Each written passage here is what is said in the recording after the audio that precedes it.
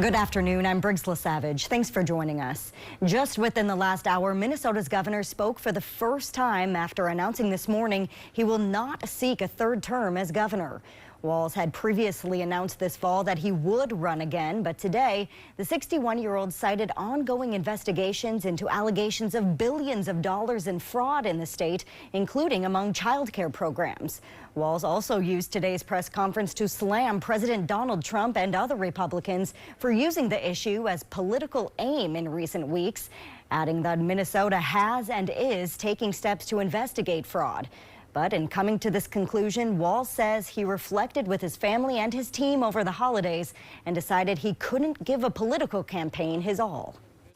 Every minute that I spend defending my own political interest would be a minute I can't spend defending the people of Minnesota against the criminals who prey on our generosity and the cynics who want to prey on our differences. Now, Walz, a former teacher and Army National Guard veteran, was first elected governor in 2018. He was also the 2024 Democratic vice presidential nominee. Looking ahead to what's sure to be an even more closely watched election for his seat coming up in November now, Walz said he's confident that the state will stay blue, as it has been since 2011, when Republican Governor Tim Pawlenty last held office. I am absolutely confident a Democratic and a DFLer will hold this seat come November. I'm confident that I'll find ways to contribute to the state that I love long after next January. But there'll be time to worry about all that later. Walz did not take questions today, but said he would tomorrow. And as far as who could replace Walz on the DFL ticket, there's some early speculation out there. Political reporter Tom Hauser with KSTP in the Twin Cities is reporting a source close to U.S. Senator Amy Klobuchar says she is seriously considering running. If she did, that could mean both Minnesota's U.S. Senate seats could be on the ballots coming up this year.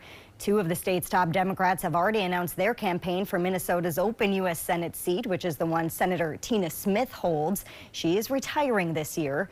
Walz's Lieutenant Governor Peggy Flanagan and U.S. Rep. Angie Craig are both running to replace her.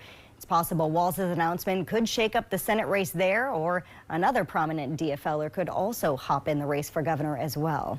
And on the Republican side of the governor's race, there's no shortage of candidates who have already hopped in.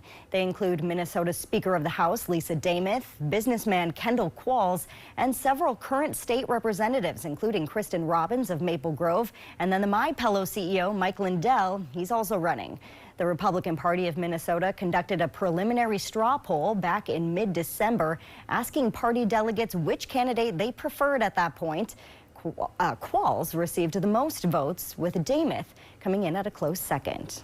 Looking ahead to November, Minnesota's DFL party leaders saying this afternoon that they plan to continue to find leaders who put people before politics and stand up to President Trump and his allies.